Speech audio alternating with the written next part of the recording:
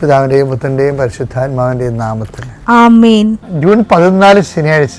അമ്മേ പരിശുദ്ധ അമ്മേ, അമ്മേ പരിശുദ്ധമേ, ദൈവമാതാവേ, കൃപാസനത്തിലൂടെ ഞങ്ങളുടെ ദേശത്തിനും അമ്മ മധ്യസ്ഥം തേടി തന്ന എല്ലാ അനുഗ്രഹങ്ങൾക്കും കൃപകൾക്കും ഞങ്ങളിപ്പോൾ ഹൃദയം നിറഞ്ഞ നന്ദി പറയുന്നു.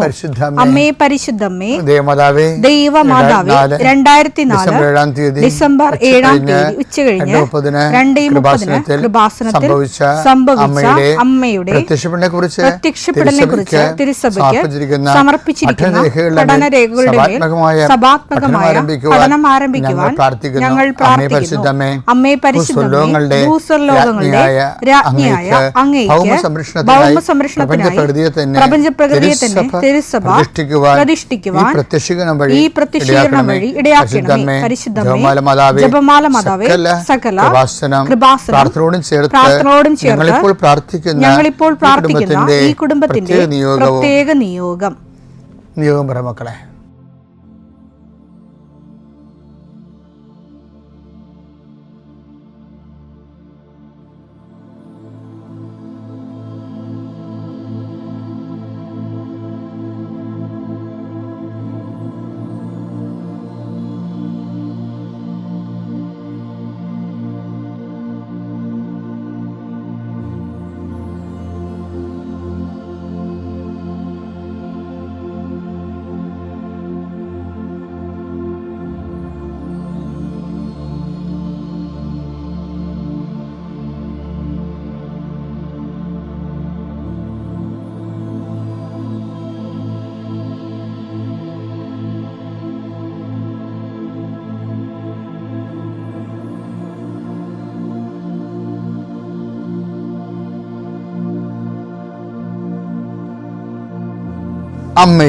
അമ്മയുടെ പ്രത്യക്ഷീകരണത്തിന്റെ ഈ അനുഗ്രഹവേളയിൽ ഞങ്ങൾക്ക് സാധിച്ചു തരുവാൻ കനിയണമേ.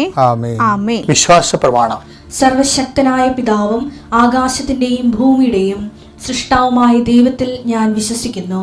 അവിടുത്തെ ഏകപുത്രനും ഞങ്ങളുടെ കർത്താവുമായ ഈശോമിശിഹായിലും ഞാൻ വിശ്വസിക്കുന്നു. ഈ പുത്രൻ പരിശുദ്ധാത്മാവിനാൽ ഗർഭസ്ഥനായി കന്യകാമറിയത്തിൽ നിന്ന് പിറന്ന് പൊന്തിയോസ് പീലാത്തോസിന്റെ കാലത്ത് പീഡകൾ സഹിച്ച് കുരിശിൽ തറയ്ക്കപ്പെട്ട് മരിച്ച് അടക്കപ്പെട്ട് പാതാളങ്ങളിൽ ഇറങ്ങി മരിച്ചവരുടെ ഇടയിൽ നിന്ന് 3-ാം നാൾ ഉയർത്ത് സ്വർഗത്തിലേക്ക് എഴുന്നള്ളി സർവശക്തിയുള്ള പിതാവായ ദൈവത്തിന്റെ വലതുഭാഗത്തിരിക്കുന്നു. അവിടെ നിന്ന് ജീവിക്കുന്നവരെയും മരിച്ചവരെയും വിധിക്കുവാൻ വരുമെന്നും ഞാൻ വിശ്വസിക്കുന്നു. പരിശുദ്ധാത്മാവിലും ഞാൻ വിശ്വസിക്കുന്നു. വിശുദ്ധ കത്തോലിക്കാ സഭയിലും പുണ്യവാന്മാരുടെ ഐക്യത്തിലും പാപങ്ങളുടെ മോചനത്തിലും ശരീരത്തിന്റെ ഉയർപ്പിലും നിത്യമായ ജീവിതത്തിലും ഞാൻ വിശ്വസിക്കുന്നു. ആമേൻ. സുഖസ്ഥനായ ഞങ്ങളുടെ പിതാവേ, അങ്ങയുടെ നാമം പൂജിതമാകണമേ. അങ്ങയുടെ രാജ്യം വരണമേ. അങ്ങയുടെ തിരുമനസ് സ്വർഗത്തിലെ പോലെ ഭൂമിയിലും ആകണമേ. അന്നു വേണ്ടുന്ന ആഹാരം ഇന്ന് ഞങ്ങൾക്ക് തരണമേ. ഞങ്ങളോട് തെറ്റ് ചെയ്യുന്നവരോട് ഞങ്ങൾ ക്ഷമിക്കുന്നത് പോലെ ഞങ്ങളുടെ തെറ്റുകൾ ഞങ്ങളോടും ക്ഷമിക്കണമേ. ഞങ്ങളെ പ്രലോഭനത്തിൽ ഉൾപ്പെടുത്തരുതേ, തിന്മയിൽ ഞങ്ങൾ രക്ഷിക്കണമേ. ആമേൻ. നന്മ നിറഞ്ഞ മറിയമേ, സ്വസ്തി. കർത്താവ് അങ്ങയുടെ കൂടെ സ്ത്രീകളിൽ അങ്ങ് അനുഗ്രഹിക്കപ്പെട്ടവളാകുന്നു. അങ്ങയുടെ ഉദരത്തിൻ ഫലമായി ഈശോ അനുഗ്രഹിക്കപ്പെട്ടവനാകുന്നു. പരിശുദ്ധ മറിയമേ, തമ്പുരാന്റെ അമ്മേ, പാപികളായ ഞങ്ങൾക്ക് വേണ്ടി ഇപ്പോഴും ഞങ്ങളുടെ മരണസമയത്തും തമ്പുരാനോട് അപേക്ഷിക്കണമേ. ആമേൻ. കർത്താവേ, നിന്റെ ഉന്നതമായ നാമത്തിന് സ്വസ്ഥം ചെയ്യുന്നു. കർത്താവെ, നിന്റെ വിശുദ്ധ പൗരോഹിത്യത്തെ മഹത്വപ്പെടുത്തണമേ. കർത്താവെ, സഭയിലുള്ള സാന്നിധ്യം പ്രകടമാക്കണമേ. നിന്റെ യാത്രയിൽ, ഇന്നത്തെ യാത്രയിൽ നിന്റെ വലത്തും ഇടത്തും, വീട്ടിലും വഴിയിലും ജലത്തിലും കരയിലും മുകളിലും ഹൃദയത്തിലും കർത്താവിൻ്റെ സാന്നിധ്യവും സഹവാസവും സംരക്ഷണം ഉണ്ടാകാൻ പ്രാർത്ഥിക്കുന്നു. വീട് പണിയുന്നവരുണ്ട്, പെയിൻ്റ് അടിക്കുന്നവരുണ്ട്, അതുപോലെ ഓരോ സാധനങ്ങൾ വരാൻ വേണ്ടി കാത്തിരിക്കുന്നവരുണ്ട്. അങ്ങനെയുള്ള എല്ലാവരുടെയും വർക്കുകളെ നീ ഏറ്റെടുക്കണമെന്ന് പ്രാർത്ഥിക്കുന്നു. കർത്താവെ, കാലവിളംബം വരുത്തുക എന്നുള്ള ദൈവത്തിൻ്റെ പദ്ധതിയിലുള്ളതല്ലെന്ന് പറഞ്ഞല്ലേ, ആ വചനം അനുസരിച്ചുകൊണ്ട് അടിയും പ്രാർത്ഥിക്കുന്ന ഈശോയെ. കർത്താവ്, എത്രയും വേഗം ഒരു വിഷയം നടക്കേണ്ട വിഷയങ്ങൾക്ക് ആവശ്യമായ അനുധാരികളെ നീ ഇപ്പോൾ ക്രമീകരിക്കണമെന്ന് പ്രാർത്ഥിക്കുന്ന ഈശോയെ. കർത്താവ്, വ്യക്തികളിൽ നിന്നുണ്ടാകുന്ന ബന്ധനങ്ങൾ, അവരെ തരാതെ പിടിച്ചു വച്ചിരിക്കുന്ന പണം, തരാതെ പിടിച്ചു വച്ചിരിക്കുന്ന സർട്ടിഫിക്കറ്റുകൾ, തരാതെ ഓരോ കാര്യങ്ങൾ പറഞ്ഞുകൊണ്ട് നമ്മളെ മനസ്സ് മടുപ്പിച്ചുകൊണ്ട് നമ്മളെ മാനസികമായി പീഡിപ്പിക്കുന്ന അവസ്ഥകൾ യേശുക്രിസ്തു ഉന്നതമായ നാമത്തിൽ നീങ്ങിപ്പോകട്ടെ എന്ന് കൽപ്പിക്കുന്നു. കാലാവസ്ഥകൾ പ്രതികൂലമായി വരുന്നുകൊണ്ടിരിക്കുന്ന അവസ്ഥകളിൽ നിൻ്റെ സ്ഥാവര ജംഗമ വസ്തുക്കൾ, നിൻ്റെ ജീവിതത്തിൻ്റെ പ്രതികൂലമായ കാലാവസ്ഥയിൽ കുടുങ്ങിക്കിടക്കുന്ന ജീവിതാവസ്ഥകൾ അങ്ങനെയെല്ലാം കർത്താവ് ഏറ്റെടുക്കുകയും നിൻ്റെ ജീവിതം സമാധാനപൂർണ്ണമാക്കുകയും ചെയ്യട്ടെന്ന് പ്രാർത്ഥിക്കുന്നു. പിതാവിൻ്റെയും പുത്രൻ്റെയും പരിശുദ്ധാത്മാവിൻ്റെയും നാമത്തിൽ ആമേൻ. അതെ, എനിക്ക് എപ്പോഴും കൊതി വരുന്ന സംഭവമാണ് അപ്പോസ്തലന്മാരുടെ കൂട്ടായ്മ. എപ്പോൾ നോക്കിയാലും ഇവർ കൂട്ടം വരുന്നുണ്ട്, പ്രാർത്ഥിക്കണ കാണാം, കടച്ചിരുന്നുണ്ട്. കൂട്ടായ പ്രാർത്ഥനാ ജീവിതം എന്ന് പറയുമ്പോൾ ആ കൂട്ടായ പ്രാർത്ഥനാ ജീവിതത്തിൻ്റെ അകത്തുണ്ടാകുന്ന ആ കൂട്ടായ്മയിൽ വളർന്നു വരുന്ന ദൈവസ്നേഹമുണ്ട്. ആ ദൈവസ്നേഹം പോലെ തന്നെ വളർന്നു വരുന്ന ദൈവ സാന്നിധ്യമുണ്ട്. അപ്പോൾ ഈ സാന്നിധ്യത്തെ സംരഭ്യമാക്കുന്ന രീതിയിലേക്ക് പ്രാർത്ഥന നമ്മൾ പുനഃക്രമീകരിക്കേണ്ടി വരും. അതിന് വചനവായനയും വചനം നടപ്പിൽ വരുത്തുന്നത്, വചനത്തെ വിശ്വസിക്കുന്നതും വചനത്തെ പ്രത്യാശിക്കുന്നതും വചനത്തെ മെറ്റീരിയലൈസ് ചെയ്തുകൊണ്ട് സാക്ഷിയായി ജീവിക്കുന്നതും ഒക്കെ അതിൻ്റെ ഭാഗമാണ്. അതായത് ജനങ്ങൾ ഇപ്പോഴും ഒരു പ്രാർത്ഥന ചൊല്ലി ആധ്യാത്മികപരമായ ഒരു ജീവിതം ജീവിച്ചു എന്നങ്ങനെ മനസ്സിനെ തൃപ്തിപ്പെടുത്തുന്ന രീതിയിലുള്ള ഒരു സ്ലോ മോഷൻ പരിപാടിയാണ്. അങ്ങനെയല്ല. ദൈവത്തെ നമുക്ക് ആദിമ സഭയിൽ എന്നതുപോലെ ഇക്കാലങ്ങളിലും നമ്മളുടെ ജീവിതത്തിലേക്കും അതുപോലെ നമുക്ക് ദൈവത്തിൻ്റെ സാന്നിധ്യം സംലഭമാക്കാൻ കഴിയും. ചില ആൾക്കാരൊക്കെ ദൈവികമായ കാര്യങ്ങൾ പറഞ്ഞിട്ട് എല്ലാവരെയും പ്രീതിപ്പെടുത്താൻ വേണ്ടി അതൊരു സാംസ്കാരിക സാഹിത്യ മേഖലയിലേക്ക് വലിച്ചു കൊണ്ടുപോയിട്ട് അവസാനം അതും ഇതുമില്ലാത്ത രീതിയിലാക്കി കളയും. അവർക്ക് പേര് കിട്ടും, പക്ഷേ ക്രിസ്തു മൂലം ദൈവം ഉദ്ദേശിക്കുന്ന ആത്മരക്ഷ എന്ന് പറയുന്ന വിഷയങ്ങൾ ഇന്ന് ഡിസ്കസ് ചെയ്യപ്പെടുന്നില്ല. ഒരു ദിവസം ഒരു പ്രേക്ഷിത പ്രവൃത്തിയെങ്കിലും പിതാവ് എന്നെ അയച്ചതുപോലെ ഞാനും നിങ്ങളെ അയക്കണം എന്നല്ലേ ഈശോ പറഞ്ഞത്.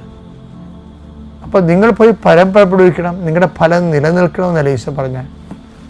അപ്പം നിലനിൽക്കുന്ന ഫലങ്ങൾക്ക് പ്രാധാന്യം കൊടുത്തുകൊണ്ട് വേണം ഉടമ്പടിക്കാരെ, കർത്താവുമായിട്ട് ഉടമ്പടി ജീവിതം നയിക്കുന്നവർ, ഞാൻ അവരെയാണ് അഡ്രസ്സ് ചെയ്യണത്. കർത്താവിനെ കൈമാറുന്ന വിഷയത്തിൽ വളരെ തീക്ഷ്ണമായ ശുഷ്കാന്തി കാണിക്കണം. ഈശോ എപ്പോഴും പറഞ്ഞത് എന്താണ്? ദൈവത്തിരുസന്നിധി സമ്പന്നനാവുക എന്നൊക്കെ പറയത്തില്ല ഈശോ. അപ്പം അങ്ങനെ ഒരു പ്രൊവിഷൻ ഉണ്ടല്ലോ. ദൈവത്തിരുസന്നിധി ഒരാൾക്ക് പിടിപാടുള്ള ആളായി മാറാം. അതിന് ദൈവത്തിന് പ്രയോജനമുള്ള വ്യക്തികളായി മാറണം. ദൈവത്തെ കൊണ്ട് നമ്മൾക്ക് എങ്ങനെ പ്രയോജനപ്പെടുത്താമെന്നാണ് ഇപ്പോൾ എല്ലാവരും ചിന്തിക്കുന്നത്. ഉടമ്പടി കുറേ അണ്ണന്മാർ അത് തന്നെ ചിന്തിക്കണം, ദൈവത്തെ കൊണ്ട് നമുക്ക് എങ്ങനെ പ്രയോജനപ്പെടുത്താം. പക്ഷേ അതൊരു വെള്ളിയാണെങ്കിൽ സ്വർണമെന്ന് പറയണത് ദൈവത്തിന് നമ്മളെ കൊണ്ട് എന്താണ് പ്രയോജനം, ദൈവത്തിൻ്റെ ഭാഗത്തു നിന്ന്. ഞാൻ എന്നും അങ്ങനെ ചിന്തിച്ചിരിക്കണം, ദൈവത്തിന് എന്നെക്കൊണ്ട് എന്താ പ്രയോജനം. അങ്ങനെ ചിന്തിക്കുമ്പോൾ എല്ലാം മാറും. ദൈവത്തോട് ചേർന്ന് നിൽക്കുന്നതിൻ്റെ ഒരു ഉദ്ദേശം ദൈവത്തിൻ്റെ ക്യാഷ് ആൻഡ് കൈൻ്റെ അടിച്ചു മാറ്റി. ചില ആൾക്കാരുടെ സംഭവമല്ല. ചില ആൾക്കാർ ചില ബന്ധങ്ങൾ ഉണ്ടാക്കണത് എന്താണ്, അവിടെ എന്തെങ്കിലും ക്യാഷ് ആൻഡ് കൈൻ്റെ അടിച്ചു മാറ്റുകയെന്നാണ്. അപ്പോൾ ദൈവത്തോടും ചേർന്ന് നിൽക്കുന്നത് കൊണ്ട് ചില ആൾക്കാർ വിചാരിക്കുന്നത് നമുക്ക് കൂടുതൽ അനുഗ്രഹങ്ങൾ കിട്ടുമെന്നല്ല, അടിച്ചു മാറ്റാതെ വിചാരിക്കണം. അതല്ല, ദൈവത്തോട് ചേർന്ന് നിൽക്കുക, അവിടെ നിങ്ങളോടും ചേർന്ന്. യാക്കോബ് വായിച്ചേ, യാക്കോബ് 4:8. ദൈവത്തോട് ചേർന്ന് നിൽക്കുവിൻ, ദൈവത്തോട് ചേർന്ന് അവിടുന്ന് നിങ്ങളോടും ചേർന്ന് അവിടെ നിങ്ങളോടും ചേർന്ന് നിൽക്കുക. അതാ ദൈവത്തിന് വേണ്ടിയാണ് ദൈവത്തിന് നമ്മൾ പ്രയോജനം ഉണ്ടാകണത്. അല്ല ദൈവത്തിൻ്റെ ആനുകൂല്യങ്ങളും അനുഗ്രഹങ്ങളല്ല, ദൈവത്തിന് വേണ്ടി തന്നെ നമ്മൾ ദൈവത്തിനെ ദാഹിക്കണം. അതിനാണ് ദൈവത്തോട് ചേർന്ന് നിൽക്കുന്നത്. സങ്കീർത്തനം പറയുന്നില്ല അതിനെ. സങ്കീർത്തനം 91:14. അവൻ സ്നേഹത്തിൽ എന്നോട് ഒട്ടി നിൽക്കുന്നതിനാൽ. അതാണ് സ്നേഹത്തിൽ ദൈവത്തോട് ചേർന്ന് നിൽക്കുന്ന വെച്ച് കഴിഞ്ഞാൽ അവൻ സ്നേഹത്തിൽ എന്നോട് ഒട്ടി നിൽക്കുന്നതിനാൽ ഞാൻ അവനെ രക്ഷിക്കും. അതിൻ്റെ അതെല്ലാം അണ്ടർസ്റ്റുഡാണ്. ദൈവസ്നേഹത്തെ വളരാൻ വേണ്ടിയുള്ള ഒരു വിളിയാണ്. ആ വിളിയാണ് ഉടമ്പടിയിലൂടെ ആൾക്കാർ നിവൃത്തിയാക്കിക്കൊണ്ട് മുന്നേറുന്നത്. ദൈവം നിങ്ങൾ അനുഗ്രഹിക്കട്ടെ. അത്യപൂർവ ദൈവാനുഭവങ്ങൾ ഇനി നിങ്ങൾക്കും സ്വന്തം. ഈ യൂട്യൂബ് ചാനൽ ഇതുവരെ സബ്സ്ക്രൈബ് ചെയ്തിട്ടില്ലെങ്കിൽ ഇപ്പോൾ തന്നെ സബ്സ്ക്രൈബ് ചെയ്യുക. ഈ വീഡിയോ ഇപ്പോൾ തന്നെ നിങ്ങളുടെ സുഹൃത്തുക്കൾക്ക് ഷെയർ ചെയ്തുകൊണ്ട് കർത്താവിൻ്റെ പ്രേക്ഷിതരാകുക.